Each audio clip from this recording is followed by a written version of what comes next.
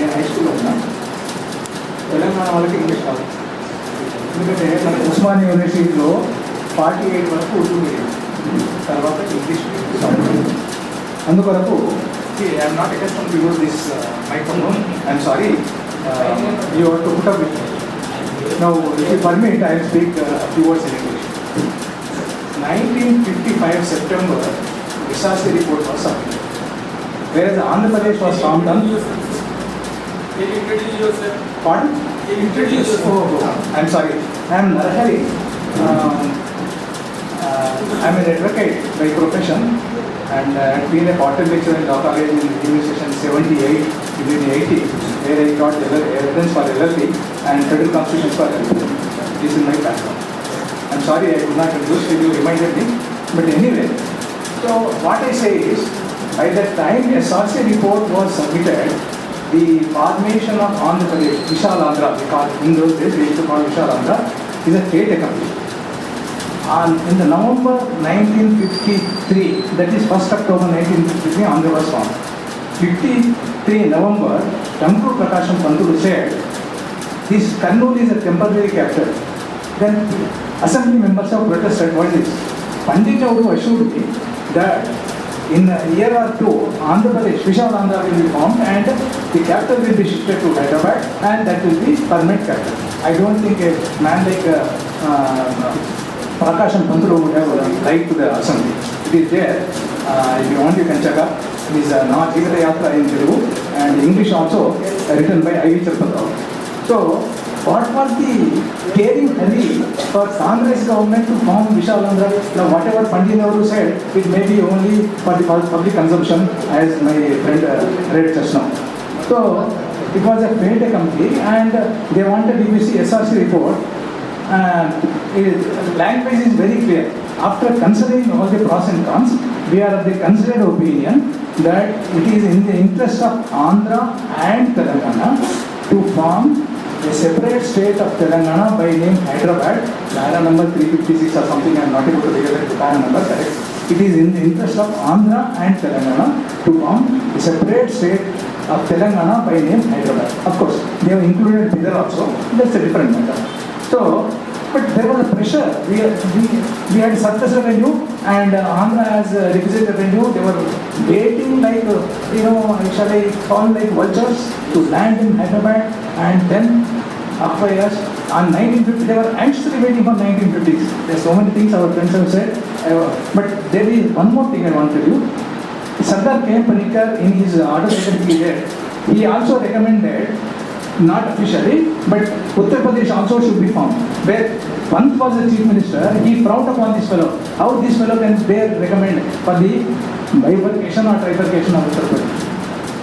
Panikkar was a member of, Sardar K. Panikkar was a member of the SRC committee, and at that time, I think he was a Prime Minister of Jaipur state as a member. Then Dr. Hundru, he was another member. The language, everything was unmistakable, unambiguous. But the pressure from Andhra leaders was very high, and our national leaders have succumbed to their pressure. And recently, when I saw some articles on Hindu, there were a few comments about this. So I talked to Professor Kodanram. I use this language only, that Congress High Command is under the thumb of Andhra leaders, and Telangana leaders are under the thumb of Andhra leaders. They are the triumvirate, I think, according to newspapers, who controls them. And if our people are asked to, our Telangana leaders are asked to bend, they will crawl. Otherwise, things would have been different in 1956. And there, one more thing I want to say, that V.P. Subbareddy, who was the deputy chief minister in P.V. Narasimha's time, he resigned and started a separate Andhra movement, and because thus Mulki rules was upheld.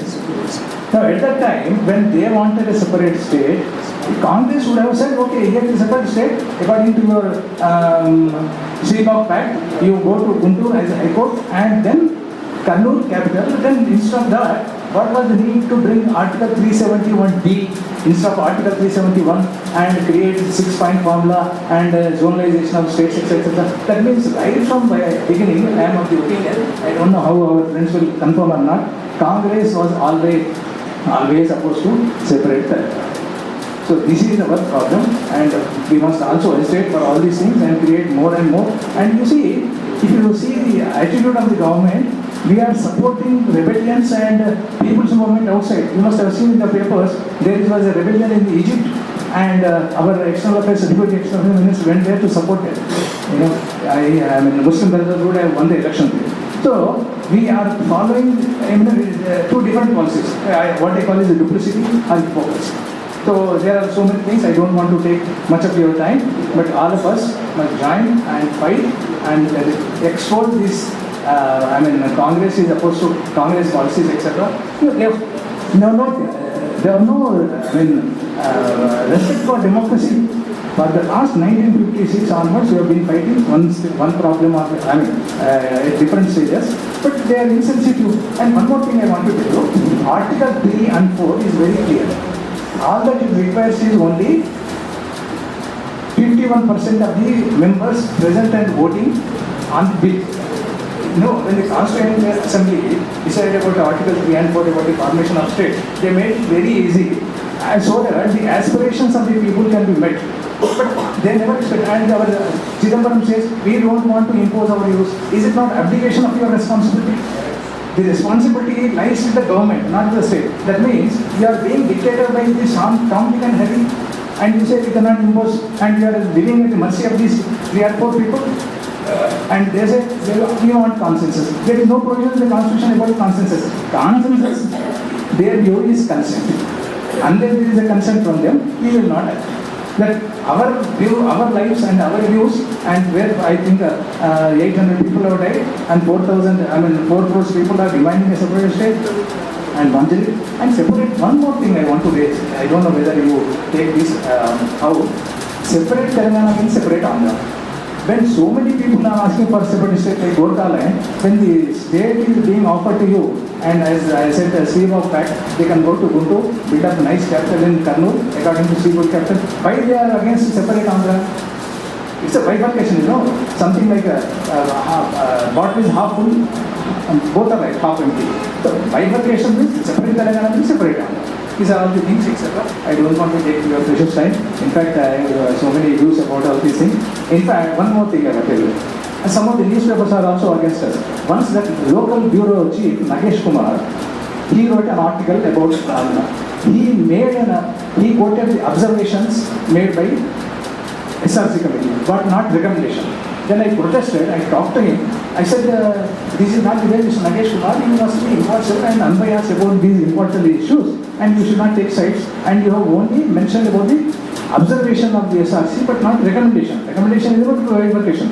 Observation is both agree, it is okay, but ultimately result is something different, report is something different. Then he said, Mr. Nanar, you cannot dictate terms. I said, I told him that I in my DJ also in so and so year, I know journalist approach, and you should be very unbiased, etc. Yeah, then I contacted one gentleman. He is an ex-MP. He said, Narar, you Raskolemandi, Mir Rajkompandi. I wrote it, I spoke, I typed it, everything, I sent to him. He never saw the light. So this is the situation, and how we achieve Telangana, and how we are going to do it. It is for all the leaders to lead us, but we must be determined. Jai Telangana. Thank you very much.